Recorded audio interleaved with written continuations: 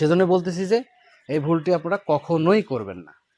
অনেকে বলে আমাকে, খামারে অনেকেই বলে যে ভাই আপনি আসলে এত বছর আপনার অভিজ্ঞতা, আপনি ভিডিওতে এগুলো বলেন না কেন, বা আপনি এরকম করে করে তো ইউটিউবে করতে পারেন, কারণ আপনার অভিজ্ঞতাটা অনেক। তো যার কারণে আমি সব টিপসগুলো আমি দিতে চাচ্ছি, সবাই উপকৃত হোক। আমার উদ্দেশ্য হচ্ছে সবাই উপকৃত হোক। বিনিময়ে একটু দোয়া করে দিয়েন, এইটুকুই। আসসালামু আলাইকুম। আপনারা সবাই কেমন আছেন? আপনাদের দোয়ায় আমিও ভালো আছি। আজকে আপনাদের একটা ছোট্ট গল্প বলতে চাই। গল্পের প্রথমে একটা শিরোনাম বলতে চাচ্ছি, সেটা হচ্ছে আপনারা থাম্বনেইলে দেখছেন যে এই ভুলটি ভুলেও করবেন না। আসলে আমি বলতেছি এই ভুলটা ভুলেও করবেন না। সামনে হচ্ছে শীত সিজন, শীতের সময় হচ্ছে অনেক আসবে। শীতের সময় হচ্ছে সবাই পাখি করার জন্য তৈরি হচ্ছে, অনেকে পাখি উঠাচ্ছে দেখতে পাচ্ছি। যার কারণে মনে হলো যে আপনাদেরকে এই বিষয়টা আমার জানানো দরকার, কারণ অনেক নতুন খামারি আছে বা নতুন উদ্যোক্তা হতে যাচ্ছে। তারপরে যারা খামারি আছেন তারাও অনেকে বুঝতে পারে না। আমি এবার দেখছি আমার সাথে অনেকের হয়েছে, তারা কেউ বুঝতে পারে না, অথচ আল্লাহর রহমতে আমি আপনাদের দোয়ায় আল্লাহর রহমতে মোটামুটি এখান থেকে আমি উঠে আসতে পারছি, সেটা হচ্ছে বিক্রির মাধ্যমে। আমি আপনাদের বলতে চাচ্ছি এইটুকু যে পাখির একটা রোগ আছে যেটা একদম হলে পাখি বা মুরগি কখনোই বোঝানো সম্ভব, মানে বাঁচানো সম্ভব না। সেটা আসলে কি, এটা দেখছি বার্ড ফ্লু আসলে অনেক প্রকার আছে। এটা যে প্রকারের বার্ড ফ্লুটা পাখির ক্ষেত্রে হচ্ছে বা হয়, এটা হলে কখনোই বাঁচানো সম্ভব না। আমি আপনাকে দেখাবো যে আমার ওই ঘরে, এটা হচ্ছে আমার ব্রুডিং ঘর, ওই পাশে হচ্ছে আমার খাঁচায় বিশাল বড় 5,000 সেট করার পাখি। এটুকু বলে নিই যে আমি মোটামুটি 15 বছর যাবত এই পাখির মধ্যে আছি, ইনশাল্লাহ আপনাদের দোয়ায় এখান থেকে আল্লাহ রুজি রোজগার দিচ্ছে আমার। এখন আমি ওইটুকু বলে এই কথাটা শেষ করব, যাতে আপনারা সামনে কোনো সমস্যা আপনাদের না হয়। কথাটা হচ্ছে পাখি যখন মানে হঠাৎ মৃত্যু হয়ে যাচ্ছে, পাখি খাচ্ছে দাচ্ছে সব কিছু ঠিক আছে, কোনো সমস্যা নাই, অথচ যেরকম আমার হয়েছে, হুট করে দেখলাম 3টা পাখি মরা।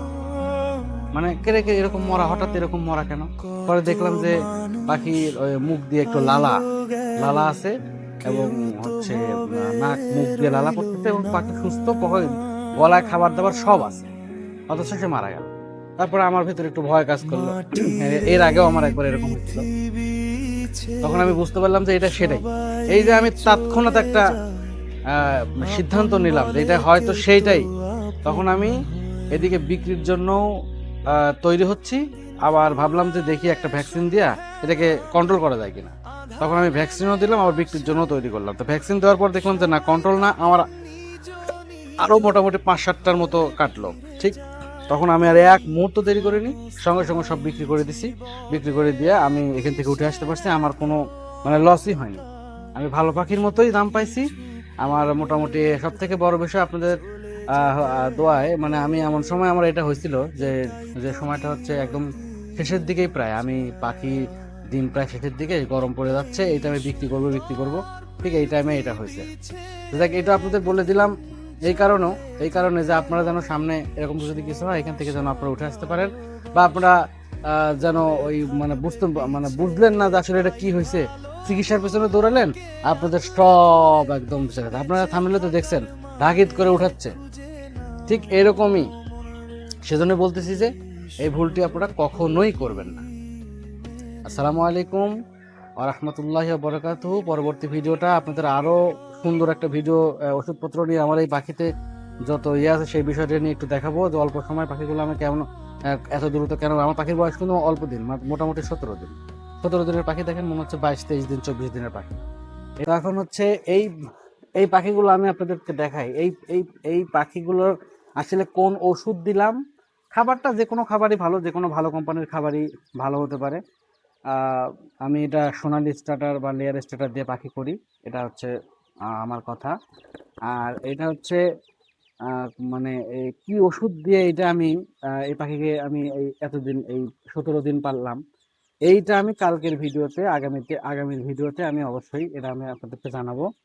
এটা অনেকে বলে আমাকে, খামারে অনেকেই বলে যে ভাই আপনি আসলে এত বছর আপনার অভিজ্ঞতা, আপনি ভিডিওতে এগুলো বলেন না কেন, বা আপনি এরকম করে করে তো ইউটিউবে করতে পারেন, কারণ আপনার অভিজ্ঞতাটা অনেক। তো যার কারণে আমি সব টিপসগুলো আমি দিতে চাচ্ছি, সবাই উপকৃত হোক।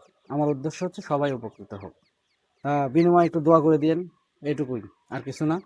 আর একটু পাশে থাকেন, চ্যানেলটা সাবস্ক্রাইব করে দিয়েন। যাই হোক, যদি মনে চায় তাহলে করেন আর কি, যদি মনে হয় যে না আমার উপকার হচ্ছে, তাহলে সাবস্ক্রাইব করে দিয়েন।